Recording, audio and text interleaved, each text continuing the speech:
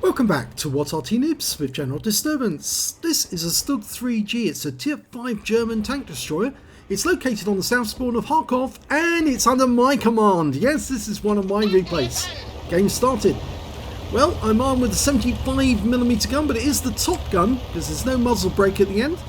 And it's capable of 135 alpha, penetrating 150mm of armour with standard shells, and that goes up to 194 with the APCR, and it will do 175 alpha with the HE rounds and penetrate 38mm of armour. Now, as you can probably see, I'm actually headed along the south side of the map because I'm actually trying to get to the position where I can fire on any enemy tank that tries to come through the city centre on the east side of the map. Okay, got my position, and I'm not going to knock that tree down. I know a lot of people do because it gives you extra cover on the enemy, but not on this occasion. I don't want to give away or tip my hand that yes, I'm here. When I do fire at the enemy, I will pull back to use the bush mechanic. Now, the StuG III, they actually started using these, and they actually first saw service in 1940. It's based on the Panzerkampfwagen III Ausf. Is it? I don't know which Ausf it is, but this is the Ausf G version of the StuG. Manned by artillerymen, it was actually a lot better as an assault tank. And also as a tank destroyer than the standard Panzer Corps tanks, the Panzer Mark III, which was the anti-tank tank of the Panzer Corps. Of course, the Germans used the FIR, the fourth version, the Panzer Mark IV, as an anti-personnel or anti-anything really tank. OI experimental moving up to see if he can spot the enemy. None in sight. And I've been joined by a T-67 who's parked himself alongside me. Now, the artillerymen found a lot more success with the StuG than they did with anything else. In fact, it was actually became very profitable to make StuGs because it's a lot cheaper to make a StuG than it is a Panzer Mark III. Now, I did fire a couple of shots into those bushes just in case there was anybody there. I knew that they would be outside my render range, so I wouldn't show up to them even if they were looking. And 3 enemy tanks have come into view, but they're behind those buildings, so there's absolutely no way I'm going to get any damage on them whatsoever. I didn't know why the T-67 was firing at them. So what I decided to do instead is move down to this position here, where I might be able to shoot up that main avenue towards the enemy tanks as they come into view. Okay, there's a Panzer Mark IV Hydrostat, but he's right behind that building, so there's no way I can get a shot on him. I was just checking to see where the limits of the building were, and I could see, yeah, there's no way I'm going to be able to get a shot there. He's well out of range and behind cover. I could also see, and I changed position again, the T-67 joined me when I changed position. I think he recognised that possibly I was going to get better shots than the enemy. But they've moved into the city square now, so I'm on the city roundabout area, so we might be able to get shots on them this time, and the T-67's already started engaging them. I can just about make out their outline. There's the Churchill. I get a tracking shot onto him, but he fixes that and pulls back. I hit the Valiant. I'm not sure if that did any good, but I pulled forward to see the church and then pulled back to use the bush mechanic. Yep, that one definitely hit the hitbox. And I'm getting higher than average rolls on those. Nope, that one didn't do anything, but that definitely did. And another high roll, and I've tracked him.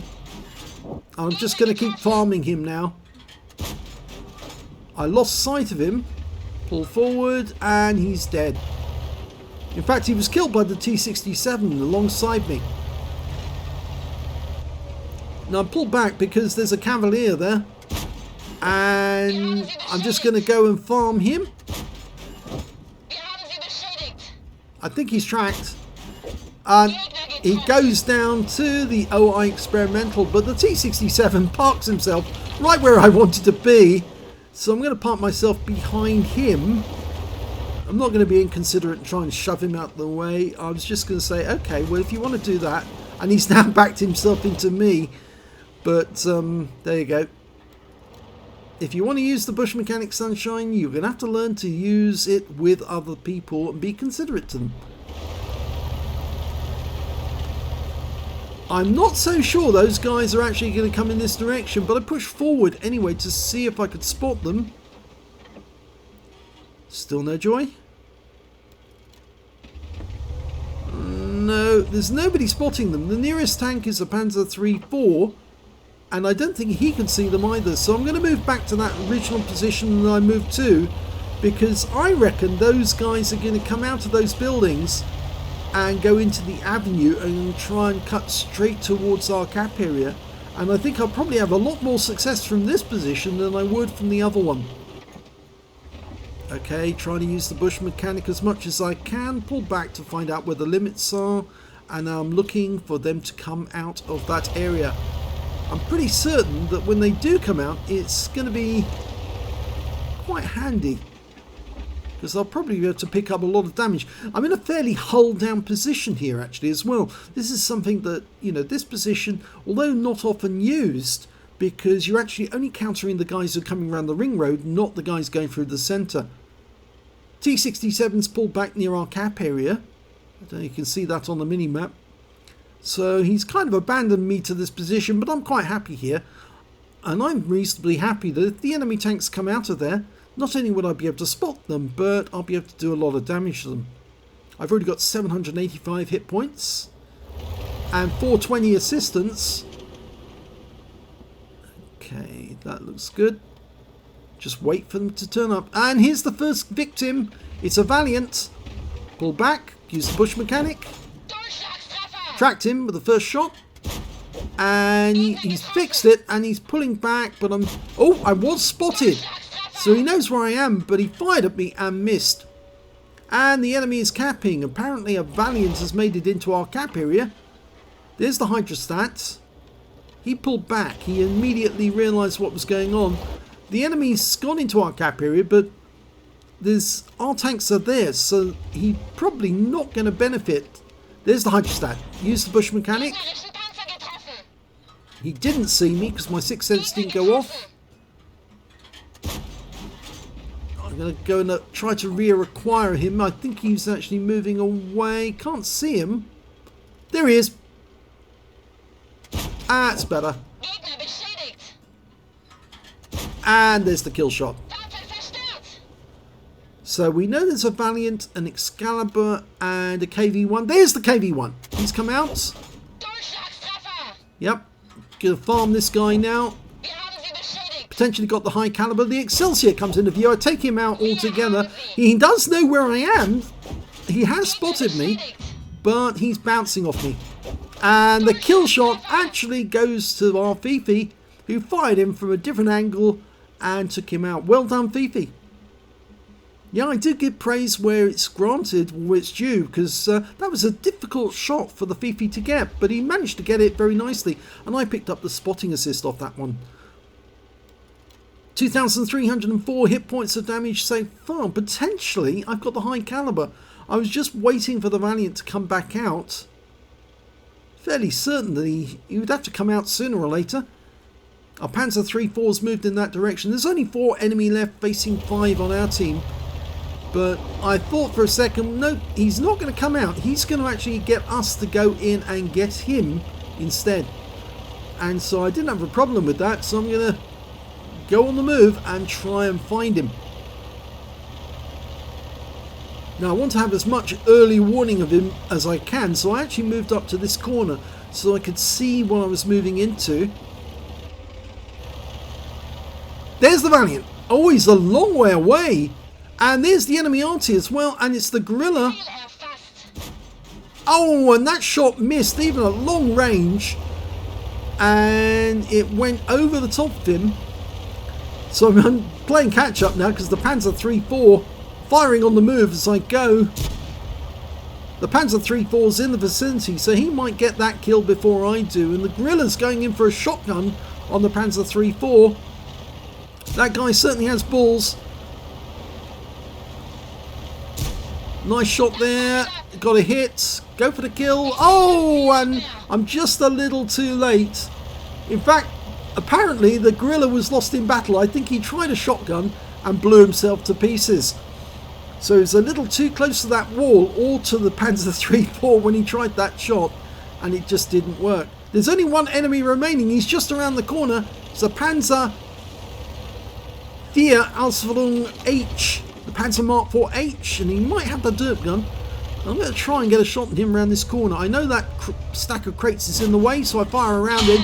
Oh, he hits me with a 75mm gun, but I've tracked him. He's not going anywhere. I can just farm him now. I've got the hitbox. Just take him out one shot at a time. I'm firing the APCR now because it's all I got left, and I got him, and that wins the game for the Panzer IIIG. So how did I get on in that game? Let's have a look at the end of battle stats. Well, I did rather well. Yes, I got my first ace tanker in the StuG IIIG.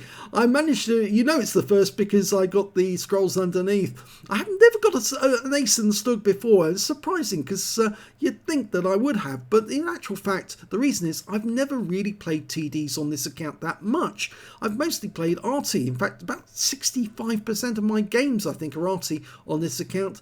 And the rest have all been light tanks, mediums, heavies, but very few TD games. So I managed to get a 5 for effect for doing more damage than the hit points of my own vehicle, a bruiser medal for getting at least 5 critical hits. I got 14, and because I farmed all those enemy tanks, I got a high caliber as well for dealing the most damage in the game, and 10,190 was the win 8 from that battle. Let's have a look at the team score.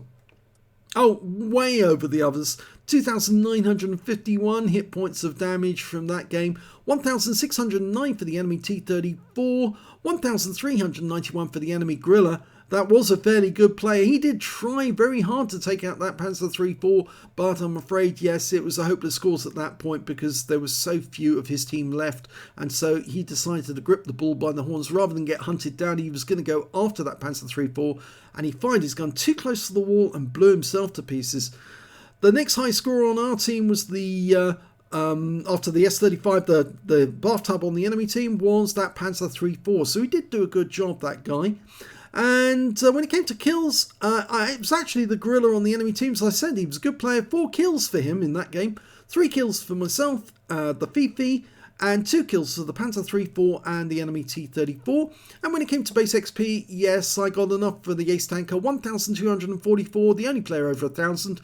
682 for the Panzer III-4, 662 for the Churchill 3 on our team.